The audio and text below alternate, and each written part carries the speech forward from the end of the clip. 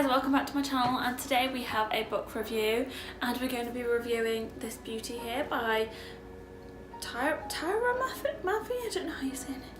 I apologise. But Restore Me by that wonderful author. This is the 4th instalment of the Shatter Me series and it was a long time coming, I tell you that.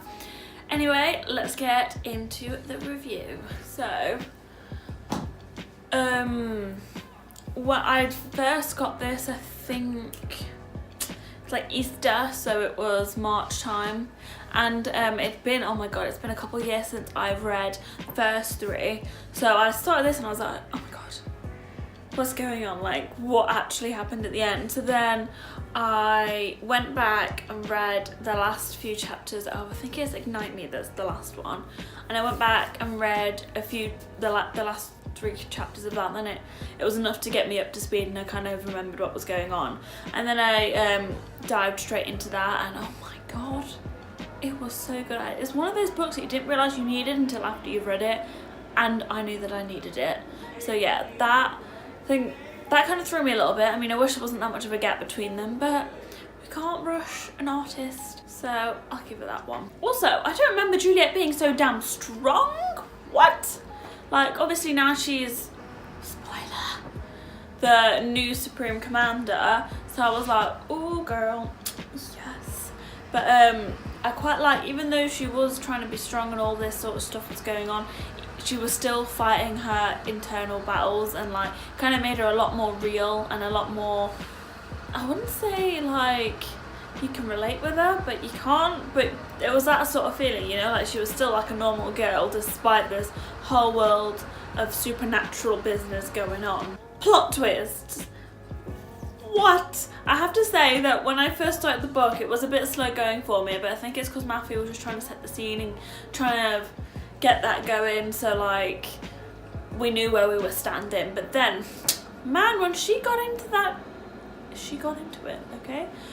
As soon as you kind of reached past like the halfway point or whatever, in your own head you were trying to like piece together what was actually going on, everybody's notice and that. The book literally just went so quick. I read it within like 2 days after that. It was so good. And then the plot twist, I'm not gonna obviously say what it is because I'm not the type of person, okay? But the plot twist, I want to say after you read it, it's kind of obvious, but it's not obvious before you've read it, if that makes sense. So you kind of think, after, because then it all makes sense and it all clips into place, but it's not until after you've read it that you realise, and then it kind of seems like something that was so simple, but it wasn't. There was one, like, mate, that ending, I cannot, I was just like, that, I was like, what the hell am I meant to do now till she comes out with the next one? The ending kind of paved the way, I think. And it was a cliffhanger, so she could just leave it like that and just leave us hanging for the next 5 years until she brings out the new one, or it could stop there. But I'm really hoping that she brings out a 5, because like we need more information. We do. The only thing I just didn't like is how infuriating the relationship between Warner and Juliette is. I feel like just they've been together, I think it's like a week or so in this time, and I feel like it's a purely physical relationship at the minute. Like, I don't feel like that she didn't give us much to go on with the relationship. Like, there wasn't a lot there, and that's the only thing I wish we had more of, so we could see their dynamic until it completely like blew up, you know?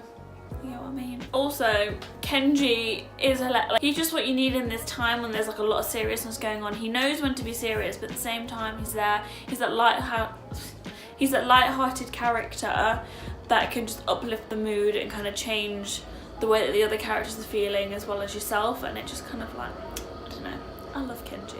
Overall, I love this book. I mean, I can't say no. But yeah, that's all we have time for today, guys. Thank you for watching, and I really hope you enjoyed my review. Don't forget to follow me on my blog and on my Instagram. All the details are down below, as always.